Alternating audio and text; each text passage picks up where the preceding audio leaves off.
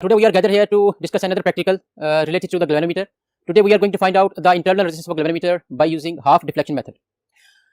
जैसा कि आप बोर्ड पे देख सकते हैं, हमारे पास हाफ डिफ्लेक्शन मेथड के लिए जो ऑपरेटर्स अवेलेबल है या गिवन है वो यहाँ पे लिखा गया है.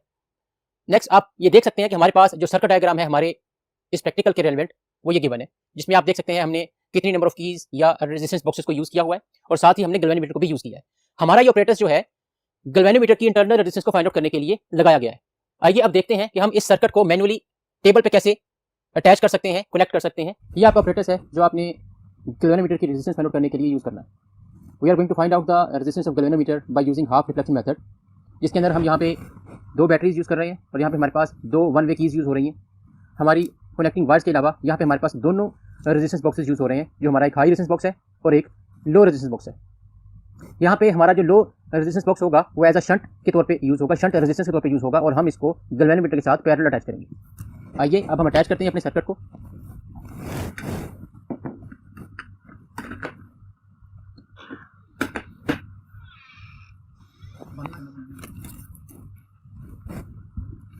हम दो बैटरियाँ यूज़ कर रहे हैं, इसलिए यहाँ पे हम दोनों वायर्स अपनी बैटरी के साथ इस साइड पे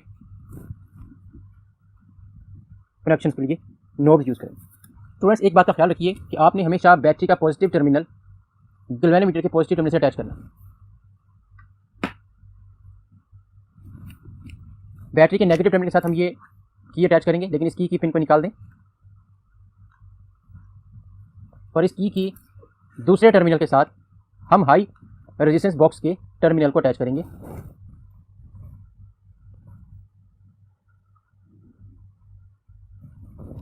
और इसी हाई रेजिस्टेंस बॉक्स के दूसरे टर्मिनल के साथ हम गैल्वेनोमीटर को अटैच करेंगे उसके नेगेटिव टर्मिनल पे.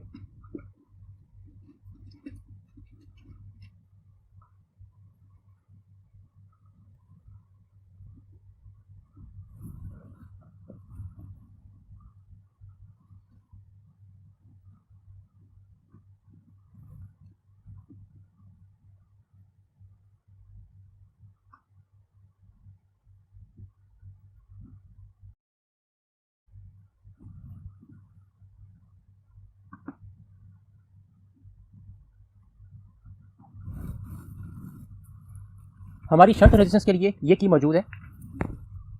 हम इस की के साथ अपनी शंट रेजिस्टेंस को अटैच करेंगे.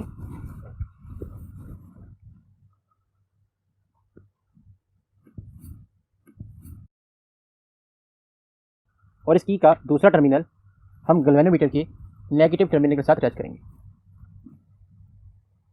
की को क्लोज करूंगा तो मेरे पास गैल्वेनोमीटर पे डिफ्लेक्शन आउट ऑफ स्केल चली जाएगी. जैसा कि आप देख सकते हैं कि हमारे पास गैल्वेनोमीटर पे डिफ्लेक्शन आउट ऑफ स्केल है जब मैंने इस पिन को अटैच किया. ये हमारे पास हाई रेजिस्टेंस बॉक्स शो हो रहा है आपको. अब आपने यहाँ से इतनी रेजिस्टेंस रिमूव करनी है कि आपकी ये डिफ्लेक्शन स्केल पे आ जाए, मीन्स 30, 28 या 26 पे आ जाए. फॉर एग्जाम्पल हम इस रीडिंग को 30 पे लेके आना चाह रहे हैं, तो मैं रिमूव करता हूँ 5000 ओम की रेजिस्टेंस को. अभी भी आउट ऑफ स्केल है, हम मजीद रिमूव करते हैं और देखते हैं कि कितनी रिमूव करने के बाद हमारे पास ये रीडिंग इन स्केल होगी 30 पे. स्टूडेंट्स 9500 ओम रेजिस्टेंस को रिमूव करने के बाद आपको नजर आ रहा है यहाँ पे कि हमारे पास गैल्वेनोमीटर पे डिफ्लेक्शन 30 पे शो हो रही है. और इस वक्त मैंने अपनी सेकंड की को अभी भी ओपन रखा हुआ है. इसका मतलब है कि ये जो सर्किट है हमारा शंट रेजिस्टेंस वाला, इसमें से हमारा कोई भी करंट पास नहीं कर रहा. इतनी कीज को रिमूव करने के बाद now I am going to attach the second key, I am going to close the key और मैं देखूंगा कि मेरे पास गैल्वेनोमीटर पे जीरो डिफ्लेक्शन शो होगी. अब आपने अपने शंट रेजिस्टेंस में से इतने ओम की रेजिस्टेंस रिमूव करनी है कि वो डिफ्लेक्शन आपकी हाफ पे ले आए गैल्वेनोमीटर की रीडिंग को, जो कि पहले 30 थी. फॉर एग्जांपल अगर यहाँ से मैं 100 की रेजिस्टेंस को रिमूव करता हूँ तो देखिए कि हमारे पास यहाँ पे इस वक्त एग्जैक्ट 15 पॉइंट पे रीडिंग शो हो रही है, जो कि हाफ है 30 का. 9500 ओम रेजिस्टेंस निकालने के बाद हमने ये देखा कि गैल्वेनोमीटर की रीडिंग इन स्केल 30 पे आई और उसको हमने हाफ करने के लिए शंट में से 100 ओम की रेजिस्टेंस को मेजर किया और निकाला. अब आप चाहे इस रीडिंग को 30 से 28, 26, 24, 22 पे ले जाएं, लेकिन हम शंट को चेंज नहीं करेंगे क्योंकि हमें ये पता चल चुका है कि हाफ रीडिंग मेजर करने के लिए यहाँ से हमें पैरेलल अटैच, जो पैरेलल में अटैच है आपके साथ सर्किट, वहाँ से इस 100 ओम की रेजिस्टेंस को रिमूव करना था. सो अब अगली रीडिंग के लिए हम दोबारा से इस सर्किट को ओपन करते हैं और हम अपनी रीडिंग को जो कि हमारे पास इस वक्त 30 पे शो हो रही है उसको 28 पर लेकर आते हैं और देखते हैं कि मजीद हम 95 के अलावा कितनी और रेजिस्टेंस को रिमूव कर सकते हैं कि वो रीडिंग हमें 28 पे शो करे।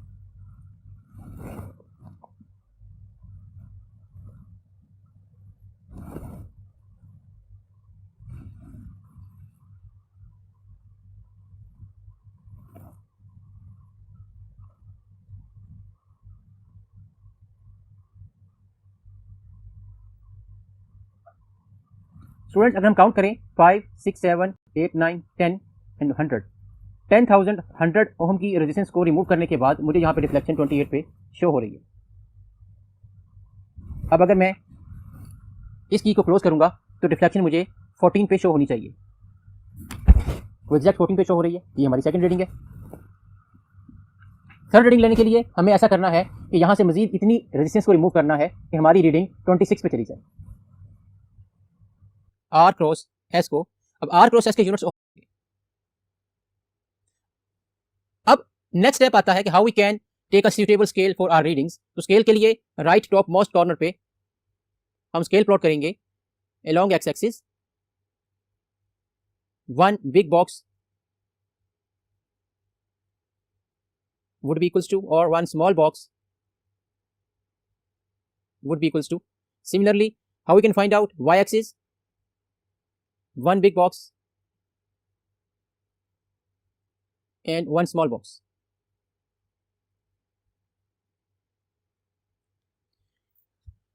हम स्केल प्लॉट करने के लिए इस ग्राफ को ओरिजिन से 0 से भी स्टार्ट कर सकते हैं और अगर हम 0 से स्टार्ट ना भी करें तब भी हम किसी और पॉइंट से इसको स्टार्ट कर सकते हैं। लेकिन क्वेश्चन ये राइज होता है कि हमने कितने नंबर ऑफ बिग बॉक्सेस को एंगेज करना है अलोंग एक्स एक्सिस और अलोंग वाई एक्सिस कि हमारी तमाम की तमाम वैल्यूज इस ग्राफ पेपर के ऊपर प्लॉट हो जाए। जरा अपने टेबल की तरफ देखें। हम सबसे पहले स्केल प्लॉट करने जा रहे हैं आर माइनस एस का। तो आर माइनस एस के केस में हमारे पास हाईएस्ट वैल्यू जो आपको शो हो रही है वो 5890 है। इसको राउंड ऑफ करके वी कैन टेक इट 6000 और लीस्ट वैल्यू आपके पास क्या है 3690। इसको राउंड ऑफ करके हम बैक पे 3500 ले लेते हैं। तो इसका मतलब है कि हमारी एक्स एक्सिस पे जो रीडिंग्स वेरी कर रही हैं 3500 से लेके 6000 तक कर रही हैं। तो हमने अब यहाँ पे इस तरह से प्लॉटिंग करनी है, स्केलिंग करनी है अपने ग्राफ पे कि हमारे पास 5 और 6 बिग बॉक्सेस में तमाम वैल्यूज आ जाए। तो इसके लिए मैं ये कर सकता हूँ कि बजाय इसके कि अपने एक्स एक्सिस पे यहाँ पे 0 से स्टार्ट करूँ, क्योंकि ऑब्वियसली 0 से लेके 3500 तक मेरे पास कोई वैल्यू नहीं है, मेरी पहली वैल्यू ही 3500 के बाद आ रही है। तो क्यों ना मैं यहाँ पे इसको स्टार्ट ही 3500 से करता हूँ बजाय इसके कि मैं इसको 0 से स्टार्ट करूँ। अब 3500 से लेके मुझे जाना है 6000 तक और मैं चाहता हूं कि 3500 से लेके 6000 तक जो मेरे पास वैल्यूज हैं वो 2500 बनती हैं। उसके लिए मैं चाहता हूं कि मैं 5 बिग बॉक्सेस को एंगेज करूं। तो मैं क्या करूंगा कि जितनी मेरे पास वैल्यूज हैं, biggest value means not going to take 6000, biggest value would be 2500, उसको मैं डिवाइड करूंगा 5 से, जो आंसर आएगा विच इज 500 वो मेरे पास एक बिग बॉक्स की वैल्यू होगी।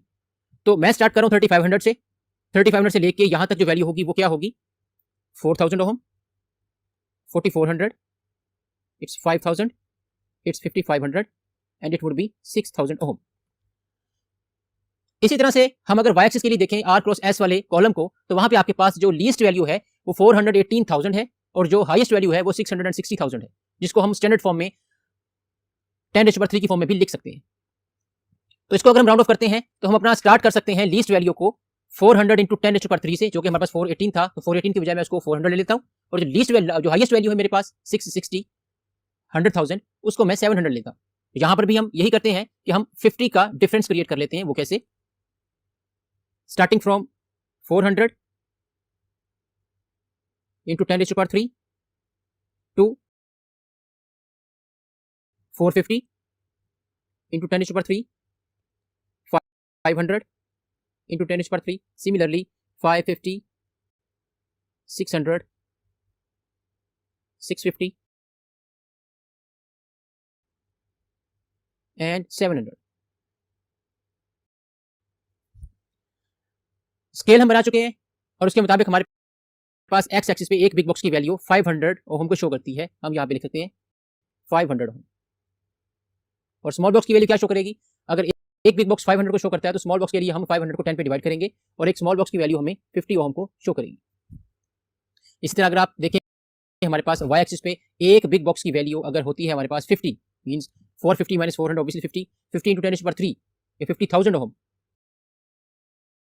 स्क्वायर।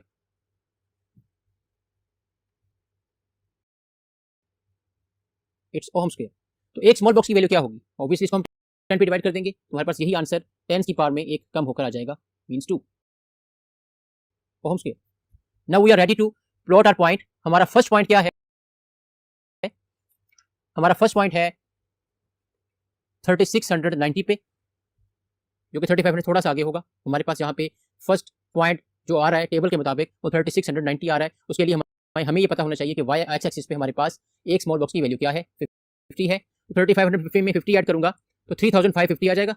एक और बॉक्स ऐड करूंगा 3600 हो जाएगा। एक और बॉक्स ऐड करूंगा 3650 और एक और बॉक्स ऐड करेंगे तो वो 3700 हो जाएगा। उसे थोड़ा सा पीछे रखते हैं तो यहाँ पे हमारे पास 3690 वैल्यू आती है।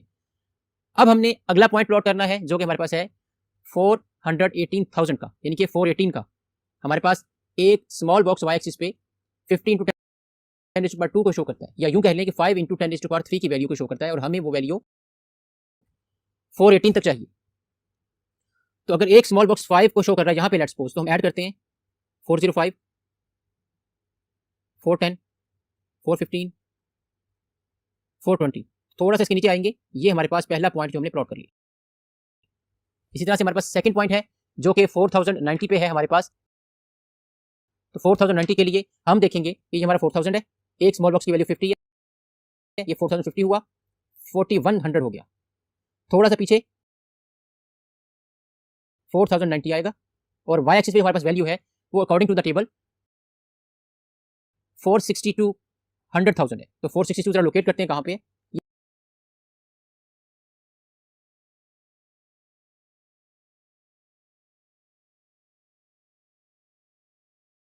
ये 450 है, 455, 460 और 465 होगा नेक्स्ट। तो 460 से थोड़ा सा ऊपर ये हमारा सेकंड पॉइंट प्लॉट हो गया।